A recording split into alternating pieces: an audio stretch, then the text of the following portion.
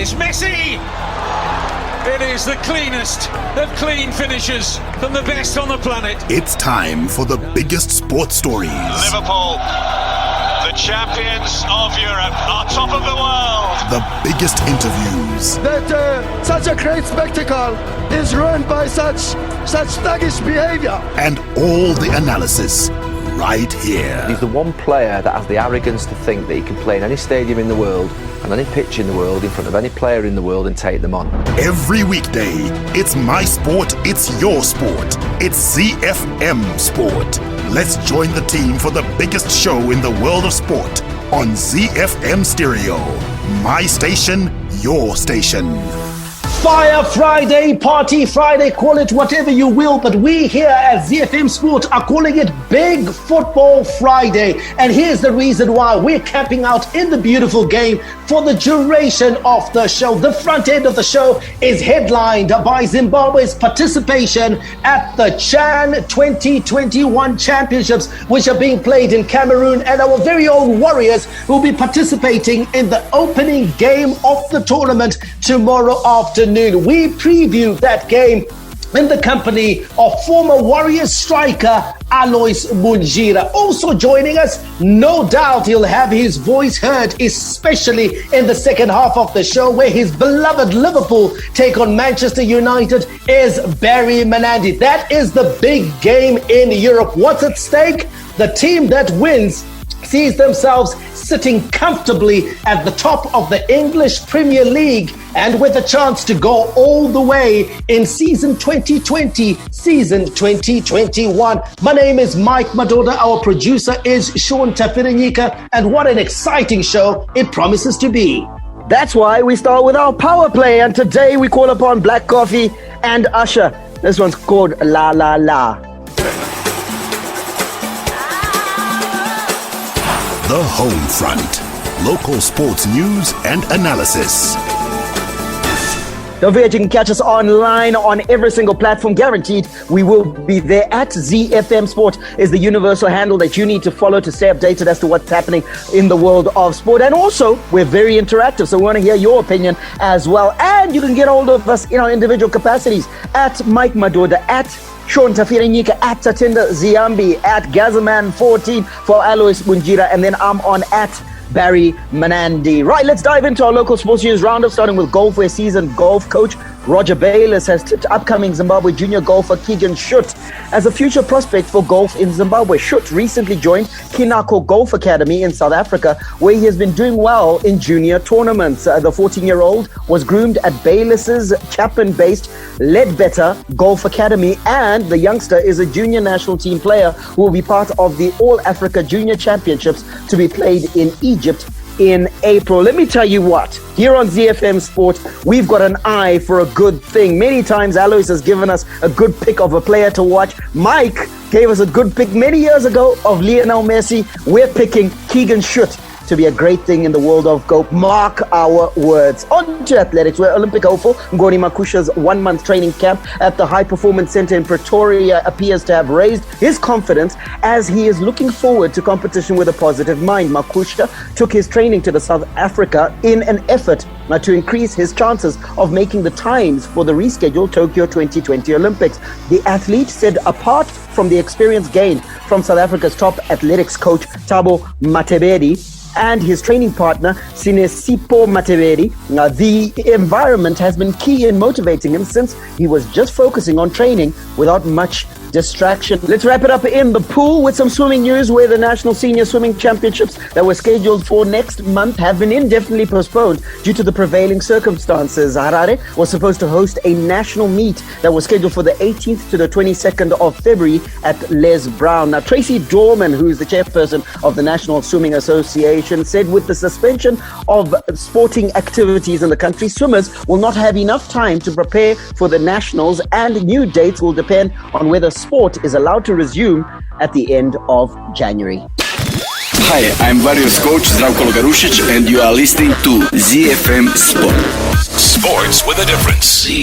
The lion roars.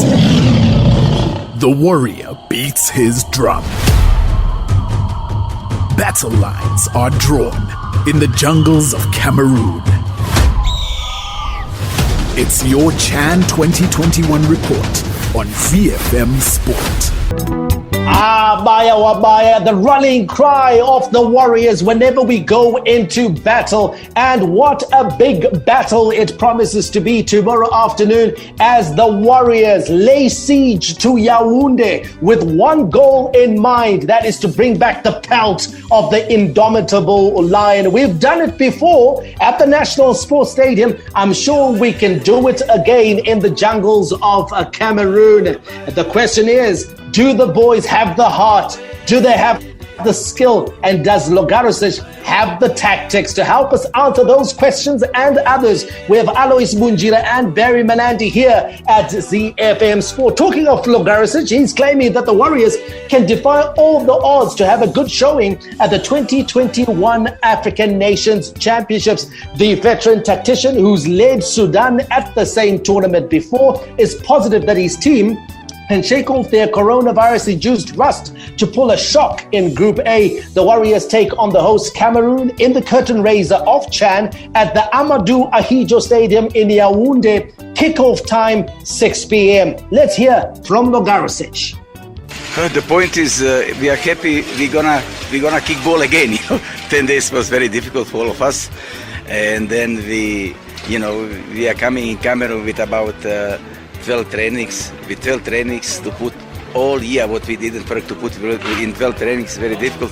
But anyway, we are Warriors. We will try our best. We'll try not to disappoint Zimbabwe football lovers. This is completely different circumstances. In that moment, you had team to prepare. Now we had 12 trainings. With 12 trainings, we didn't play football all year. We are the only nation which didn't have a league. That means no friendly games. Players played 3, 4, 45 minutes. It's very difficult, but we are not going there just to lift our hands up. We are going there to try to compete. Alois Logarosic there speaking about the Warriors' preparations, and of course they've been far from ideal, and that is the reason why there will be many pundits, many analysts and some fans who will be a bit skeptical about our performance at this tournament. Yeah, it's going to be tricky, Mike. I'm one of them. I'm very skeptical about our performance there because we didn't really prepare. Most of the time in the camp, obviously, it was used for trials because we didn't start our preparations early enough because we had the time to do it. We knew we were going to the Chan, but we kept on talking about the COVID and everything else. But we knew that the team needed to get into camp, get into bubble and start training. So at the end of the day, December came and the team got into camp, and what did we do? Because the coach didn't know the players, something that we already knew ourselves, that the coach doesn't know the players. So he needed more time. So by the time the coach was presented with the players in camp, he realized that no, there are other players. When they started playing a friendly, I think he started when he played 1-2 friendly matches. That's when he realized there are other players that are actually quite good. Alois, let me come in and say, at what point, though, should Logarosic have drawn the line and said, you know what, I'm going to trust the players that have been called up by my assistants, that's Lloyd Chitembwe and Tonderai Ndiraya, and say, you know what, I'm going to work with what I have. It may be far from ideal, but it's important for us to prepare these players tactically for the tournament to come, because surely you can't prepare a national team like you're assembling a club side. Exactly, Mike. That's why I was saying that I'm skeptical about the way things happened in camp, because it ended up not being a preparation but a trial period. So for me, it's we're going with a team that is not prepared. Yes, we've got the players, but the team is not prepared at all. Like you are saying, that probably the coach should have trusted his assistant coaches that they have picked the correct players because they knew the players already. Okay, let's take a look at that Warriors 23-man squad that is out in Cameroon. The goalkeepers are Ario Sibanda of Highlanders, Simbarasha Chinani of Dynamos, Dile Chazunguza, as well as Nelson Chajga of Ngezi Platinum Stars. Your defenders, Peter Mudua of Boso, Patson Jaura, the Dynamos captain, Tafadzwa Jarabani from Caps United, Makepekepe, Ian Nekati, who's in the full Warriors squad. He plays for Chicken Inn, Kader Amin of Ngezi Platinum Stars, Carlos Muvurume of Makepekepe Caps United, Paulo Govere of Division 1 side Golden Eagles, he's flying the flag for Eagles, and Rombeba of Highlanders, as well as Talent Chaboko of Manika Diamonds. Your midfielders, Richard Hachiro from Caps United, Ronald Chitio, also of Makepekepe, Gabriel Nyahwa of Bulawayo Chiefs, Wellington Taderera of Ngezi Platinum Stars, Leroy Mavunga of Caps United, quite a few Caps United players in the squad, Tatenda Tavengwa, a player I love from Harare City, King Nadolo of Dynamos, as well as Denver Mukamba, the enigmatic Mundi Kumbuke of Madamburo, Ngezi Platinum Stars, and then the strikers, Obriel Chirinda, Chicken In, Thomas Chideu, Harare City, coming in as a result of Nyamandwe Finger failing a COVID test and he being the replacement player. And then we also have Farao Matare of Bulawayo Chiefs. Barry, you're taking a look at those players. Surely there's something there for Logarosic to work with. But the question is he going to be able to come up with a tactical plan to actually have success at this tournament in light of the limited time he's had to work with the players? Because the one thing we can agree with, and Alois has alluded to, is that there is enough quality in that squad. No, definitely. There's enough quality in the squad, and it looks like Logarosic himself has selected the squad on the basis of whatever game plan he wants to use in Cameroon. Why do I say that? Well, I look at the fact that if you look at those midfielders that you called out, and even the strikers that you did, there is a very little width in terms of going forward. So he got rid of the likes of your Phineas Bamusis, your Valentine Kadonzos, who are all in the side that helped Zimbabwe qualify. So in truth, he isn't worried about the width that we need going forward. Clearly what he wants to do is play over the top, play a very narrow game that's very compact, and make sure that we're hard to beat and then can nick something going forward. So yeah, can he create a game plan around these players? It looks like he selected them in that very fashion. And the hope is that that game plan can be executed with the players that he's selected. And if you ask me, there's quality there.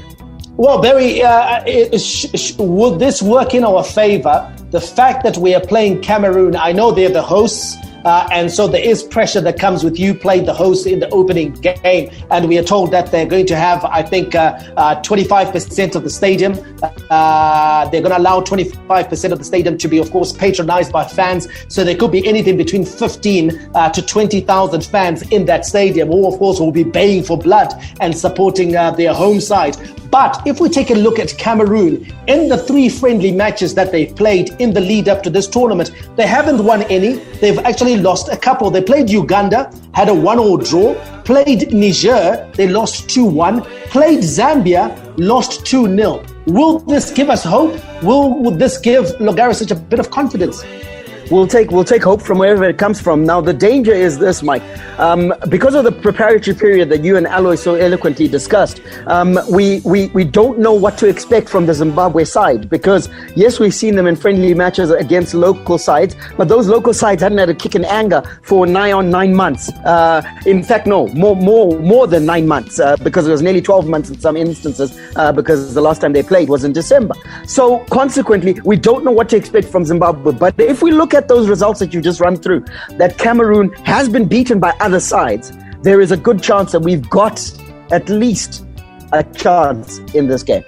Well, Barry talks about the fact that we don't know what to expect from Logarosic tactically. We don't even know what to expect from him in terms of who are the 11 warriors that will step out at the Amadou Ahidjo Stadium in the opening game. Normally would go to a major tournament like CHAN, like the African Cup of Nations, knowing perhaps 8 or 9 or even 10 of the players that are going to start. But because Logarosic's selection has been so haphazard, we don't even know who's going to be in goal. We don't even know who's going to captain the side. So, Alois, I'm going to ask you to give your Warriors starting 11. You know, you said you've been impressed with the talent that you see in the 23-man squad. Who would you pick as your starting 11 for the opening match versus Cameroon? Yeah, Mike, it's a very difficult question, but you know what? I go with what I know because these boys haven't been playing for a long time. I'll go with Ariel Sibanda in goals. Then at right back, obviously, he picks himself. He's the captain. They announced that he's the captain of the team, Ian Nekati. Then at left back, I'll put Kadri Amini. Then centre back, I'll have Peter Mudua and Patson Jaure. We're going to have two inside midfielders for me. That's what I think. I would put Richard Achiro there and Taderera. Then on the right side, I think you will put Denver Mkamba, because he doesn't need a winger. He is going to use Denver Mkamba as an outside midfielder who comes inside to help out. Then on the left side, I think that's where we might just have width a little bit, because Obreo Chirinda might just actually be a revelation. I've watched him play. He is a very damn good player. Then just behind the striker, the one striker, I would think that you put Ronald Chitio. Then up front, I looked at all the three strikers. It's only Chideu. Okay, that is Alois Munjira's pick. Those are the 11 warriors that he has chosen. We want to find out from you your thoughts on that team. Is that a team that can make an impression in the opening game? Get in touch with us at ZiFM Sport. You can also follow and interact with us in our individual capacities at Mike Madoda, at Barry Menandi, at Gazaman14 for Alois Munjira, and our producer at Sean Tafire Nyika. Barry, your immediate thoughts on that team that Alois has selected? Would you go with that team? What would you change? Who would you select? What formation would you play? Yeah, look, I think that Alois is spot on in terms of the format of the team and how it's going to play. Let me just talk through probably some of the changes that I might make. I think Patson Jaure is not ready for a start. I think just seeing him play, he's got some recovery to do, so I'll probably replace him with the Caps United boy, Tafadzwa Jaravani. To partner with Peter Mudua. I would probably go with Tatenda Tavengwa alongside Richard Hachiro. Where they're going to play probably a double pivot, and then push Wellington Taderera behind Thomas Chideu, meaning that Ronald Chitio would be pushed onto the bench. Where Obreo Chirinda is playing, I don't have any problems with that. However, I'm going to say that Talent Chamboko can play in that same position, and I've also seen Logarisic play Paulo Govere in that same position ahead of Kada Amin. So those are some of the changes, but otherwise in terms of formation system, I think that Alois is spot on. So Thomas Chideu, Barry, having missed the plane initially, you guys are content with him leading the line? There is no thought that perhaps Obreo Chirinda might lead the line and be the forward man? He might be, and I think it'll be a good choice. I've just seen Wellington Taderera and Chideu play in tandem, and they have a fantastic combination, especially given that Logarisic... It can't be that fantastic, Barry, if Logarisic had initially dropped Thomas Chideu. Well, look, his decisions are his decisions, but he likes to play more direct, and he needs that big man. Wellington Taderera can do it when called upon. However, when he's got the big man to play off, he's been absolutely astounding in those friendly matches. Okay, let's take a look here at what you guys are saying on Twitter. And this is a proud TK. Good evening. Thank you so much for tuning in. You say, I don't know who is supposed to be on the bench for Nadolo. So here's a guy, Alois, who's perhaps making a case for King Nadolo and say that King Nadolo should be in that team and someone should make way. Is he someone that you considered in your selection? Now, King Nadolo is a very good player, but I don't know what is the justification for someone to go out for King Nadolo, because no one has played football in the past year. And I think also King Nadolo also spent quite a bit of time on the sidelines. He was injured. He didn't prepare much with the team, and he has now recovered, but he is in Cameroon with the team, and he'll certainly be one of the players that perhaps Logarisic is looking to select. But Alois asked some really good questions that, listen, why are we arguing his case? Is it based on anything other than reputation? Because he hasn't had a kick of football in the last 12 or so months. More and more messages here. Ras Hama Simbarashe is your name. You say, looks proper. We wait. And a question here, Barry, from Tashe52, asking, where can we watch this in game? Well, insofar as CAF games are concerned, just like the Champions League and Confederation Cup games, we will have to stream, I think. It remains to be seen whether the national broadcaster will be able to deliver the game, but at this stage we don't know. But certainly what we can say is that you can stream the game online and watch it. As you said, Mike, it's kick-off 6 p.m. and we wish our Warriors well. Go Warriors, go. Go Warriors go. Kickoff time 6 p.m. The opening game of CHAN 2021 in Cameroon. It's the Warriors taking on the hosts Cameroon. Those are two teams in Group A. A bit later on the same night, Burkina Faso will be taking on Mali. And then on Sunday, it will be Group B action. And Group B is made of Libya, Niger, the Democratic Republic of Congo, as well as Congo Brazzaville. And those two teams square off in the first game of that group. So it's a derby to look forward to on Sunday. On Monday, it will be Group C, which is made up of Morocco, Rwanda, Togo, as well as Uganda. And then Group D has got Zambia, Guinea, Namibia, and Tanzania. So some good matches to look forward to at CHAN 2021. And like Barry said, we certainly wish our boys all the best. May they defy the odds and the poor preparations to bring back home the pelts of the indomitable lion. Hi, I'm Warriors coach Zdravko Logarušić, and you are listening to ZiFM Sport. Sports with a difference. Hi, this is Mike Madod, and you can catch me and the team for all the latest breaking news out of the world of sport, local as well as international, on your favorite station, my station, your station, ZiFM. We are Z-Team on ZiFM Sport. Z. Already the show has been very exciting. We could go home just on that. But remember, there's a big game in England. It's the old enemies, Liverpool, taking on Manchester United. We'll preview that and everything to do with the English Premier League later on in the show. And we're also looking at Germany, Spain, Italy. My goodness, what a show to be tuned into here on your station, my station, ZiFM Stereo. But first, around the world in 60. Around the world in 60 seconds. International sports news. Let's take off down under, where Marnus Labuschagney's century put Australia on top after day one of the decisive fourth test in Brisbane, as dropped catches cost depleted India. Australia was 17 for 2, but Labuschagney, or Labuschagne as they call him in Australia, he struck 108 from 204 balls, his fifth test ton that saw them recover to close at 274 for 5 on a placid Gabba wicket. With the 4-match series locked at 1-1, Australia need to win the final test to regain the Border Gavaskar Trophy. Across to Wales, where Liam Williams will miss Wales' opening Six Nations clash after being given a 3-game ban for his red card in the Scarlets' Pro 14 derby defeat by Cardiff Blues. British and Irish Lions back Williams will miss Ireland's visit to Cardiff on the 7th of February. He was sent off for diving into a ruck and making contact with the head of Blues forward Shane Lewis-Hughes.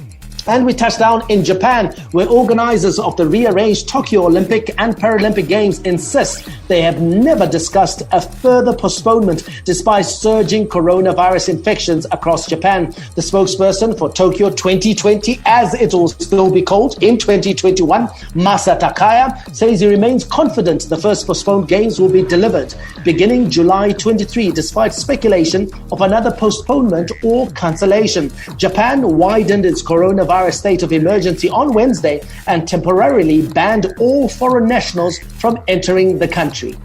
Hi, my name is Rudoni Shamba, Maitoria's super striker. You're listening to ZiFM Sports.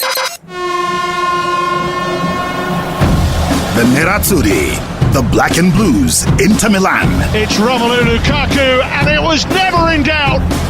He's a beast at the best of times, but this season he has become a monster. The Giallorossi, the Yellow and Reds, AS Roma. Velotti has a go! Tremendous hits! That's what he's capable of! La Viola, the Purple Ones, Fiorentina. Brock Ribery seals a glorious win for Fiorentina with a sumptuous goal at San Siro. The Bianconeri, the Black and Whites, Juventus. Ronaldo seals yet another 3 points for Juventus. Tough yet colourful.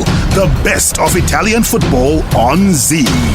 All right, we're going to let you know where the leagues are standing in Italy, Germany, and of course Spain. Let's start in Italy, where all the signs are looking good. That leading Italian football club, AC Milan, they could secure their first Serie A title in 10 years. After its 17 games, nearly half the season, Milan has 40 points, 3 ahead of city rivals Inter, and 7 more than Juventus, though the defending champions have 1 game in hand. And so AC Milan, one of the legacy franchises, one of the legacy teams in Italy, one supported by Alois Bungira, sitting atop the table and looking good value, playing good football, effective football, winning football, back on their perch. And it's good to see a team like AC Milan back where they belong, Alois. Yeah, I'm glad. I'm excited. I don't mind about good football, never mind about whatever it is. As long as the team is collecting points and winning, but it starts from there. They build from there. Win the league, start building from there. Because once you win the league, you start attracting better players. You start having the fans coming to the game as well when they start coming after COVID. And then obviously, you create that aura around you and teams start getting scared because the name is already scary. And now when they start winning, they have got this, it comes together. And Mike, apart from I would probably say Zlatan Ibrahimovic, of course, who is being managed and delivering results for AC Milan, it's a fairly young side. Again, a feather in the cap of the aficionados out at AC Milan. Yeah, absolutely, Barry. And I think, isn't it Ivan Gazidis, the former Arsenal CEO? He's the man who's heading up the office at AC Milan. He's the guy, of course, who was very much involved in building up that indomitable squad, indomitable team of Arsenal's, when they had the likes of Robert Pires, Thierry Henry, players of that ilk. So he certainly knows how to build a title-winning franchise. And he's doing the same thing, I think, at AC Milan. Whether they'll be able to go all the way, I don't know. But AC Milan fans will be happy that at least they're in the conversation. Absolutely, Mike. And in truth, if we're to borrow a Trumpism and stop the count in Italy, AC Milan are right where they want to be and every club wants to be, which is at the top of the tree, top of the log. And of course, Juventus, the defending champions, they aren't too far behind. The Andrea Pirlo appointment started out very patchy, but it looks like it's gaining some momentum. 7 points off the top in 4th position behind Roma. Just 1 point behind Roma, who are in 3rd. Your Serie A weekend fixtures look like this. Lazio entertain Roma, Bologna versus Hellas Verona. It's Torino who entertain Spezia, and Sampdoria take on Udinese. Napoli takes on Fiorentina, while Crotone hosts Benevento. Sassuolo versus Parma, and Atalanta will take on Genoa. The big game of the weekend, it's Internazionale. Inter Milan taking on Juventus. That one should be a good one. Horsepower unmatched. Torque to beat the best. Speed unrivaled. Sleek and easy on the eye. Let's get behind the wheel of football engineered to perfection. The Bundesliga, made in Germany. Now, Bayern Munich is all the rage in Germany. Now, they still lead the charge in the Bundesliga, but signs of their dipping form are absolutely visible. Take a look at this. After defeat to Gladbach, they thought to themselves a midweek German Cup tie against Holstein Kiel would offer them a chance to rediscover their mojo. Not so much, because in the end, they couldn't even get the result they needed and were knocked out via penalties by the German 2nd division side. That is not the way that Hansi Flick thought things would go, Alois. And in truth, the invincible aura of Bayern Munich seems to be fading, and that's good for football, in truth. Yeah, I don't like dominance of one club in any country except in England if it's Manchester United. But the rest, there must be balance. There must be balance. We want to see some kind of like democracy somewhere there, But I'm disappointed though, for the beautiful game in Germany. We want to see Bayern Munich somewhere up there in the mix towards the end. That kind. It keeps fans, a lot of fans glued to the tournament. It keeps fans glued to the match. Sometimes when a big team is knocked out early, it just throws in a damn towel to the whole thing. People will just think that the tournament is over. But in truth, Mike, if you look at the German Cup, which is what we're really centering on, the German Cup still has lots of big clubs in there, and potentially we could have still a very exciting final, even without Bayern Munich. And Bayern Munich themselves won't necessarily panic. Yes, it's a bit of a dampener, as Alois put it. But they're sitting top of the tree in the league, and that's where they want to be, isn't it? Yeah, but Barry, their performances have been far from convincing. And for me, the one stat that stands out is the goals that they're conceding. I think I read somewhere where they were saying that Bayern Munich at this stage of the season, they haven't conceded as much as they have since the 1981 season. So their defense right now is their Achilles heel. And as long as they keep on shipping goals, they'll keep giving teams hope. So the likes of chasing RB Leipzig, the likes of Bayer Leverkusen, Borussia Dortmund, they will be kept interested all the way until May, because Bayern Munich have got a propensity to concede goals. So it makes for exciting times in German football as far as the Bundesliga is concerned. And as for the DFB Pokal Cup, where Bayern Munich have been knocked out, I mean, it opens it up for one of the other guys to go on and win 100%. That cup. So one thing is certain, there will be no back-to-back trebles for Hansi Flick. Yeah, indeed. And Hansi Flick himself will see whether he has a different way to play, because it looks like clubs in Germany have discovered that high line that he loves to play can be breached, and has been breached all of 24 times so far this season. That's the amount of goals that they've been that have conceded. And Mike says since the 80s they haven't conceded that many goals. Your weekend fixtures in the Bundesliga: Union Berlin takes on Bayer Leverkusen. FC Cologne entertain Hertha Berlin. Borussia Dortmund take on Mainz. Werder Bremen versus Augsburg. It's Hoffenheim versus Arminia Bielefeld. Wolfsburg will take on RB Leipzig, while Stuttgart entertain Borussia Mönchengladbach. Bayern Munich, who we've been talking about, take on Freiburg. And then it's Eintracht Frankfurt who take on Schalke. Hi, my name is Rudoni Shamba, Mytoria's super striker. You're listening to ZiFM Sports.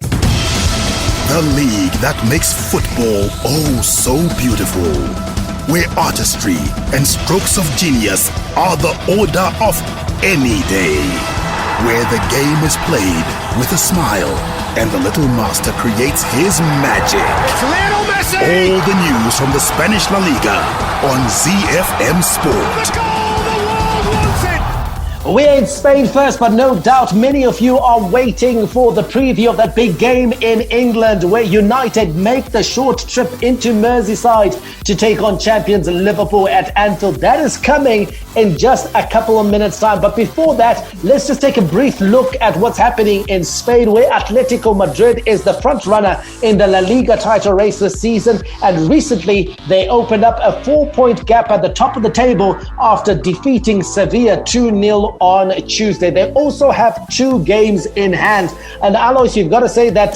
this looks like the year that Atletico Madrid will be able to upstage Real Madrid and Barcelona. Yeah, I think so. And they are looking good, Mike. And when you see them play, you can actually see that they have got this belief in them, that they can actually do it. And when at a time when the other 2 giants are not really producing great football, I think Atletico Madrid has got this chance to actually do it. And the masterstroke for me, I think, was Luis Suarez. When they acquired Luis Suarez, I think that was it. They needed that. They needed a person like him, not just for the goals, but just to bring that confidence in the other players. A player big, so this is a good player. Confidence. So I think that's exactly what happened with Atletico Madrid, and I'm sure that they can actually go all the way. And of course, many times we are guilty of always talking of Diego Simeone's tactical approach at Atletico Madrid, and yet we forget the really good players that he's got. Bunges just talked about Suarez. They also have Joao Felix, the likes of Stefan Savic and Mario Hermoso, who have been playing very well at the back, and Yannick Carrasco, who's rediscovered his mojo after 2 years out in China. Now, Barry, let's take a look at Real Madrid. Last night, they were defeated by Athletic Club 2-1 in the Supercopa de España, missing out on a chance to set up a Clásico with Barcelona. And Real Madrid have been inconsistent this season, which is what's leading a lot of people to doubt them. Yeah, and that inconsistency comes from the fact that you don't have the right pieces, or the pieces that you've got aren't necessarily delivering with the consistency that you require. And there's an obvious reason for that, because Real Madrid hasn't had the capacity, and possibly for the next couple of seasons won't have the capacity to splash and splurge on the transfer market. So they have had to change their model, the Galacticos model, and this one is still in transition. Let's see how it plays out. Hopefully Zinedine Zidane has time to actually see it play out. Yeah, but with each passing day, Barry, and of course with the results maybe not going their way or going Atletico's way, it will be difficult to catch up to their cross-city rivals. Barcelona, they're thereabouts, still in the hunt, still sniffing. Messi has rediscovered his form. He's been playing fantastically well, scored 4 goals in his last 2 matches, looking like his old self. But the revelation for me has been Frankie de Jong, who has been given, he's been given his freedom in midfield, and is beginning to show everyone just why Barcelona were eager to sign him from Ajax of Amsterdam. Remember, there's no La Liga action this weekend, as all eyes will be on the Copa del Rey, which is the Spanish version of the FA Cup. Action in the league will resume next week. All the rivalry. Here is Harry Kane for Tottenham. Oh, what a goal! A classic derby goal from Harry Kane. Catch him if you can. All the stars. Oh, back here's Liverpool 2 in front. Talk about impudence. Talk about improvisation. Talk about Sadio Mane. And all the game-changing moments. And Raheem Sterling rattles at home. And once more, City are in front in a trice. All the updates from the Premier League on ZiFM Sport. All right, time to talk about the English Premier League, and this season it certainly has been exciting. No fans in the stadium. Well, there was a period where we had like 2,000 fans in some of the stadiums, but with the renewed lockdown in England, no fans in the stadium again. But let me tell you what, this league is certainly exciting. Let's talk about the big guns that are there or thereabouts. And I say that tongue-in-cheek because where we're going to start, guys, is not exactly where teams are challenging. These are part of the traditional Big Six, but you look at their league positions, they're outside of the top 6 places in the league. And what am I talking about? I'm talking about the London clubs, Arsenal and Chelsea. Let's talk about Chelsea. Alois, Frank Lampard is struggling to get that chemistry that we spoke about. And it looked like it was fantastic at the start of the season, where he was beating teams, they were playing swashbuckling football, but now it seems to have unraveled, and now he's still trying to find that balance within his team with all those new signings with Frank Lampard. Yeah, I don't know, Perry. I don't know what happened. When you look at Frank Lampard, last season he finished in the top 4. He didn't have a strong squad at that particular time. Yes, he finished lower than with points lower than the previous season, but he did manage to qualify for the Champions League, and we saw him signing very good players, and he was pinpoint. To be honest, let's be honest, he did his signing very well. He brought in very good players, and at the start of the season it was like a machine, and already people were actually thinking that they were actually a championship team. They could actually win. He brought some belief in the team. So I don't know how the wheels just started falling. You know what, Alice? I actually doubt that Frank Lampard is a good coach, because to be honest, I don't see it. He falls short tactically for me. And let's not forget, guys, this is a guy who didn't exactly light up the championship with Derby County. Okay? You know what? If he had taken Derby County up, he had got them promoted. If he had got, his claim to fame is that he beat Leeds United in the playoffs. And all of a sudden everyone said, Frank Lampard is the next best thing to sliced bread. He's not that. He's shown time and time again that he falls short tactically with this Chelsea team. And I also doubt the scouting system at Chelsea, because when you buy a player for 70 million like they did with Kai Havertz, why are you keeping him on the bench? Surely you had a plan for that player, and we should be able to see that plan where you are saying, okay, we're bringing him in. He's struggling a bit right now, but we're going to keep him in there because he's going to get used to the way the game is played in England, and then we'll see the best of him. But he doesn't seem to have a plan for Kai Havertz. Could it just be the case that he heard, hey, Liverpool is interested in Timo Werner, Liverpool is interested in Kai Havertz, and so there must be good players. Let's buy them. Because he just doesn't seem to have a plan for those players. Yeah, it looks that way because in truth, he's got a lot of pieces that don't seem to be gelling together or coming together. He spent 240 million, Barry. On 20. On very good players. 240 million on very good players. If you gave Klopp 240 million, imagine how good Liverpool would be right now if they had signed players worth 240 million. If you had given Pep Guardiola 240 and said, right, add to what you have. Imagine how good City would be. Imagine how good Manchester United would be if you had said to Ole Gunnar Solskjaer, here's 240 million, add to what you already have. Now we're just going to go and get Erling Haaland.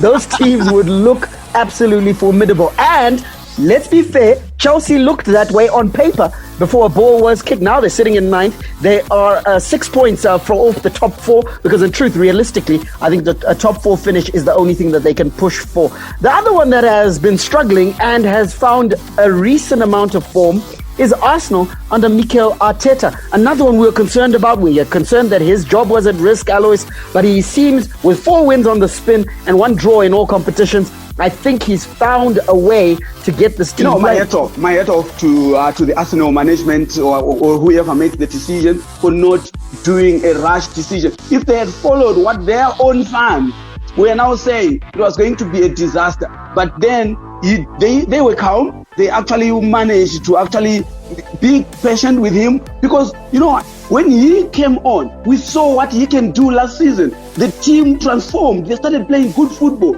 and we knew that he has got a hand in this, and he is a good goal. You could actually tell the direction in which they were going. When the season started, now they were losing matches, but you could actually tell what he was trying to do. We knew that once it clicked, it can. So I'm happy that they kept him. They had confidence in him. Slowly, I think they are coming back, and I'm confident he is a good coach. You can actually see his signature when Arsenal plays. Now, those 2 London clubs unlikely to be there in the final shake-up for the championship, but you got to think 3 clubs will be there. City, who've rediscovered their mojo with a very mean defense this time around. And of course, the 2 clubs that square off on Sunday. Yes, Manchester United are travelling to Liverpool. Top of the tree, top of the table in the Premier League. Liverpool in second. And you got to think to yourself that Ole Gunnar Solskjaer will take his team into that cock-a-hoop, full of confidence. And football pundit Janusz Michalik says this is a massive game psychologically for Liverpool. The psychology for me is very important. They have Manchester United. I think they have him in the FA Cup as well, just a couple of days later. But also, I think it's important when you're behind, there's only so many opportunities you get to close that gap. And it's best, of course, when you play against that particular team, because later it's not in your hands. You have to hope that somebody else does it for you, and Manchester United draw points case. So I just think that it's time that Liverpool play well. We know their record at Anfield. We also know that Manchester United are tremendous away from home. So this is a massive game psychologically for Liverpool. Massive game psychologically, Mike, for Liverpool, you reckon? Absolutely, Barry, because if you look at it 2 ways, Liverpool have got an opportunity just to silence the naysayers, just to strike a very strong blow to the team that people are saying is going to challenge. Anytime you're able to beat the team, Barry, that's on top of you, or the team that you're battling with, that is a psychological blow, no doubt, especially with Liverpool not even having its best team out on the park. There's so many questions being asked about that defense. Liverpool having to play midfielders in defense right now. Who knows, on Sunday they could actually play Jordan Henderson with Fabinho in central defense, meaning that they don't have any recognized centre-backs in that game. So this will be an opportunity to strike a massive psychological blow by silencing the naysayers. On the other hand as well, it's important because if they lose, all the doubts will come creeping in. They'll start to think, hang on, you know what, we've had the wood over United over the last few seasons. We've been beating United comfortably at Anfield. They come to Anfield, they beat us. Perhaps this team is a lot better than people say, and also this team could actually be better than us. On the psyche of Manchester United, it's also key, isn't it, Alois? Because this will be the hammer blow to cement their position at the top of the table, cement their title credentials, and also see everyone was talking about Ole Gunnar Solskjaer. Keep quiet. Yeah, exactly. If you actually go around, in the football circles, people are actually saying, "Togo on Sunday, we'll see you on Sunday." So this is actually probably the match that people are actually looking at and actually trying to judge Manchester United if they're actually championship material. Because you find that even on social media, they've got an elephant on top of a tree. They're saying that you're just an elephant that is almost ready to fall. So a lot is hinging on this match. So for Manchester United and the fans as well, it's like once we beat Liverpool, we might just go all the way, because this is like the test. the toughest test that they are going to face. So psychological, like Mike said, as much as it is psychological for Liverpool, it's also very psychological for Manchester United as well. It's either it's going to be a boost, or people will be like, you lost. You thought you were good enough. You lost, and you actually lost to a team that is not at full strength as well. So for that match is very important for both teams psychologically, I should say. Mike, there's been a lot of talk about Bruno Fernandes for Manchester United, but I'm going to have two words for you. Paul Pogba. Paul Pogba, Barry, has been playing fantastically well over the last month. It looks like his head is in the game. And when he plays like that, Barry, he becomes an alternative to Bruno Fernandes. It means that the creative responsibility, the playmaking duties are not just with Bruno. It means that Bruno can be marked out of the game, but United still have teeth. United still have potency. So they need Paul Pogba to be at his best at Anfield. What will be a bonus is that if Paul Pogba and Bruno Fernandes, if both of them can have a good game, United will create enough chances, and I hope that they'll be able to at least take a couple of them versus Liverpool. So this is a very interesting one, Barry. I think Manchester United with the better midfield, Liverpool with the better attackers, and then it just comes down to who's able to defend better on the given day. Go on, look into your crystal ball. How does it end on Sunday? Well, I'm going hot, Barry, and I think Liverpool will win this one 3-1. All right, Alois, how does it end on Sunday? The other way around.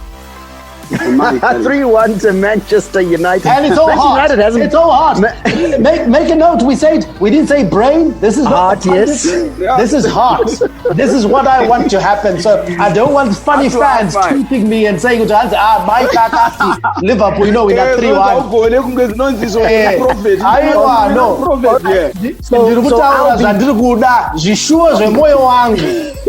All right, guys. So I'll be the adult in the room, and I'm gonna say 2-1 to Liverpool on Sunday, and that's the pundit in me. That's the brain, the mind, and also a bit of heart. The other fixtures in the league: Wolverhampton Wanderers take on West Brom. That's Wolves, of course. Leeds United take on Brighton and Hove Albion. West Ham United versus Burnley. It's Fulham versus Chelsea. Leicester will take on Southampton. Sheffield United, who are having a woeful season, got their first 3 points just this past week. They'll take on Tottenham Hotspur. Manchester City, who are cruising, take on Crystal Palace, and the big game of the weekend, like we said earlier, is Liverpool versus Manchester United. What a power-packed show! That's why we've run out of time so quickly. May God richly bless you. Have a fantastic weekend. That's my story, and I'm sticking to it. Menande, out. And it's Messi! It is the cleanest of clean finishes from the best on the planet. The biggest sports stories. Liverpool, the champions of Europe, are top of the world. The biggest interviews. That such a great spectacle is ruined by such thuggish behavior. And all the analysis right here. He's the one player that has the arrogance to think that he can play in any stadium in the world and any pitch in the world in front of any player in the world and take them on. Every weekday, it's my sport, it's your sport. It's ZiFM Sport on ZiFM Stereo. My station, your station.